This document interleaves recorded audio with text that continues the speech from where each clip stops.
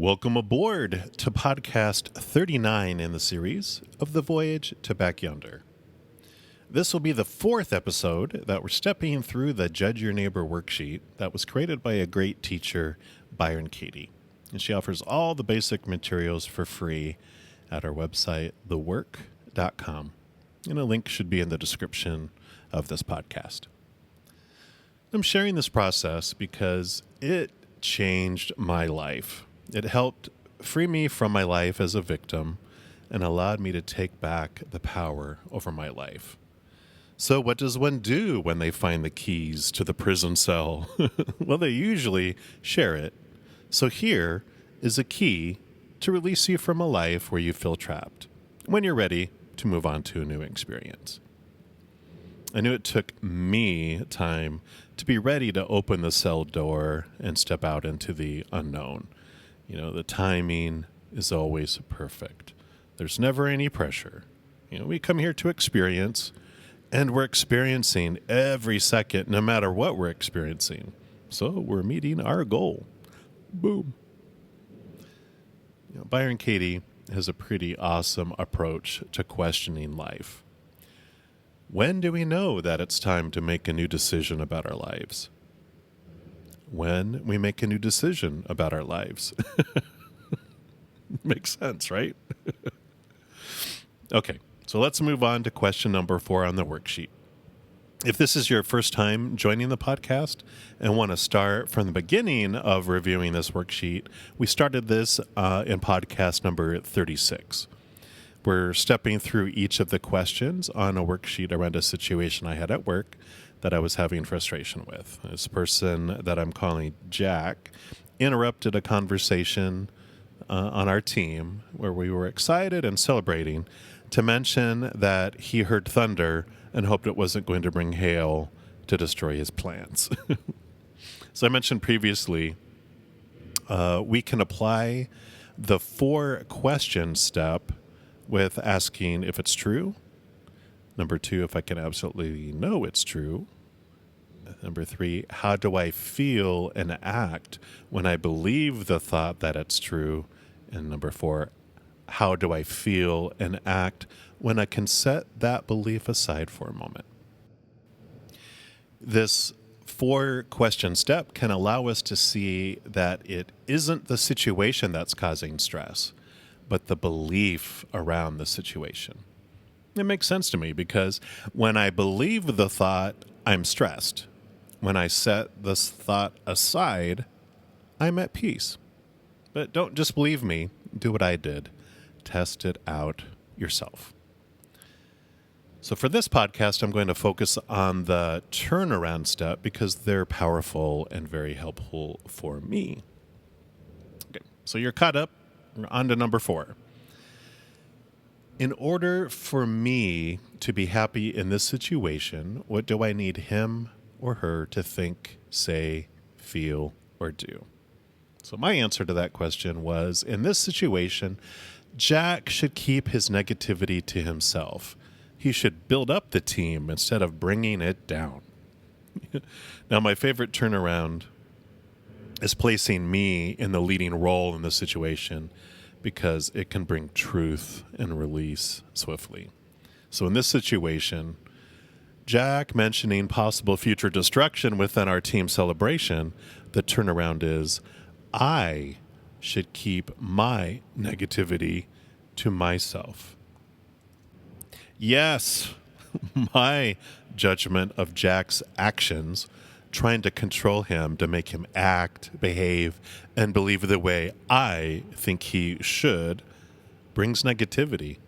Maybe to the team, maybe to Jack, but definitely to myself.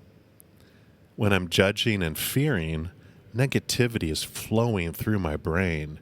I'm caught up in believing all the shoulds stories that have been planted in my head. The stress and negativity are mine and not Jack's. Now, at first, it used to really upset me that it was my fault that I was feeling the way I was.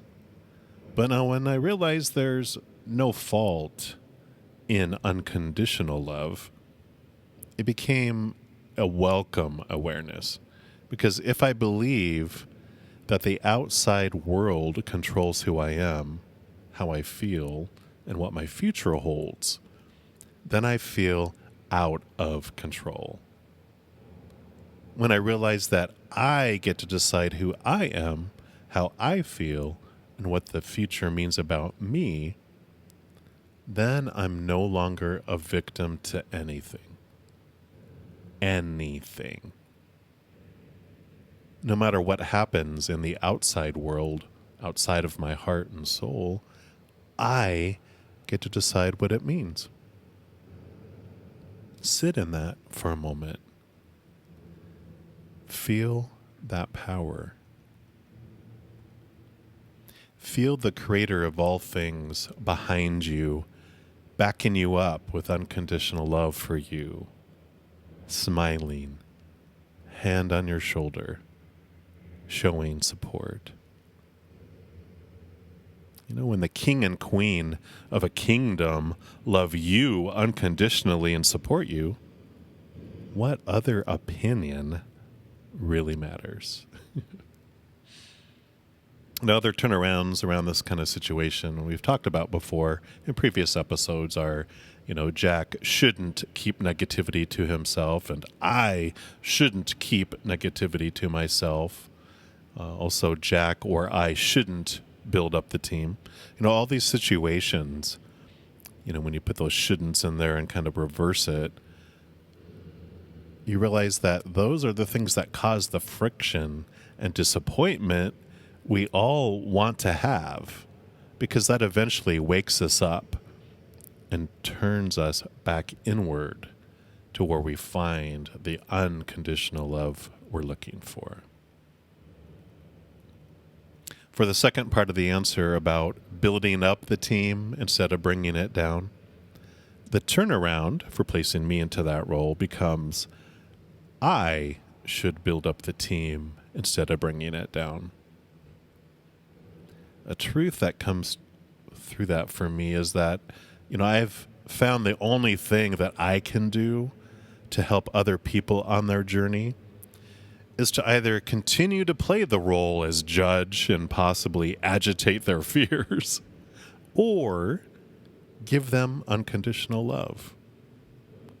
I have found that no one needs rescuing and no one wants rescuing. We're all here by choice, experiencing the world of fear to better understand the powerful beings we really are. Giving someone unconditional love is like being a magical mirror of who someone really is. They'll see it or they won't. And none of that is any of our business. We're only responsible for our own actions and choices. We can't make anyone do anything they don't want to do or believe anything they don't want to believe. Okay, on to number 5.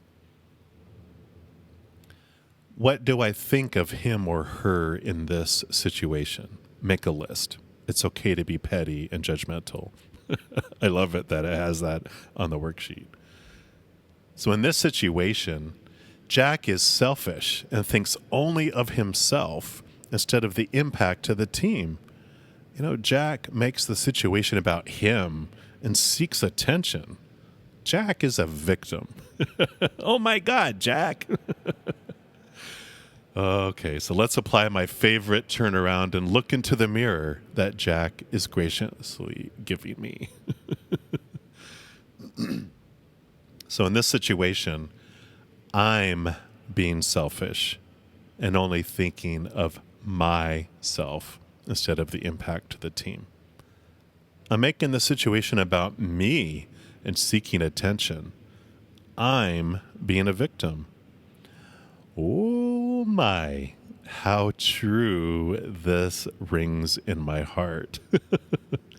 In that situation, The fear ego judge in me is putting on his judge cap, pounding on the podium, and trying to be a hero to the team. Let me save you all from this negativity that's trying to attack our good mood.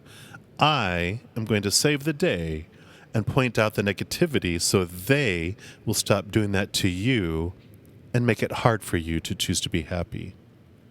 See me? See how amazing I'm being for you right now? I can't believe Jack is treating us this way. Thank goodness I'm going to save us. Oops. I might have just alienated Jack and anyone else who was feeling scared about the storm coming or anything else. Will they open up and be vulnerable to me or the team after I publicly judge Jack? Maybe. Maybe not. So the truth about my own insecurities and the need to be needed and loved and accepted reared its monstrous head. But the key is to not judge myself for this situation. It's a reflection of feelings, to understand what thoughts I'm believing, and that'll help me free myself. Because when I believe a certain thought, there's no other way for me to act until I stop believing that thought. And everyone, when you look at their actions, if you were believing what they were believing, you would be acting the same way. It's how thoughts work. Now, in this situation, everyone else might have been totally unimpacted by the whole event, for all I know. But even if they were impacted, an apology might not do anything. So normally, the only thing that will allow people to trust again is consistent future actions showing a different response. We can blah, blah, blah all day long, but if our actions don't meet the words, they mean little to most people. So I find the best thing I can do for the world is to question my own thoughts so that I can reveal the true being I really am. A powerful, supernatural, eternal spirit being made of unconditional love. All right, on to the final question, number 6. What is it about this person and situation that I don't ever want to experience again? In this situation, I don't ever want to feel the negativity and poor me victim attitude coming from Jack again. This final question, it was a challenge the first few times I hit it because within it are 2 turnarounds that proclaim I do want to experience, etc., etc., and I look forward to experiencing, da-da-da-da. So that sounds like I do want to feel the negativity and poor me victim attitude coming from Jack again. I do? Yes, I do. Because each time I experience those uncomfortable emotions, it brings me back to the mirror to question the thoughts that have me judging Jack, myself, and the world. And in that questioning of those thoughts let go of me, and I'm set free. I look forward to feeling the negativity and poor me victim attitude coming from Jack again. I do? Yes, I do. When I'm faced with complainers, then I get to see the complainer in me and can be set free. And that feels so good. Release from the prison of my thoughts. breathing deep without stress. Yum, yum, yum. I may come back to this feeling in these types of situations again and again. And I can question the new situation that's frustrating me with people complaining. And each time I question my belief around complaining, I free myself more and more to where the frustration level in those situations decreases and decreases. The fear around the underlying rejection of it all and all the results of that fear subside from my body, my mind, and my life. Eventually, my mind can learn to bypass its normal reaction when someone complains. And if I see them complaining, I hear in my head, I'm frustrated with myself when my thoughts complain about people. I'm frustrated because I'm judging my thoughts. The thoughts just happen. I can watch them go by me and breathe a deep breath as I move on to the next experience.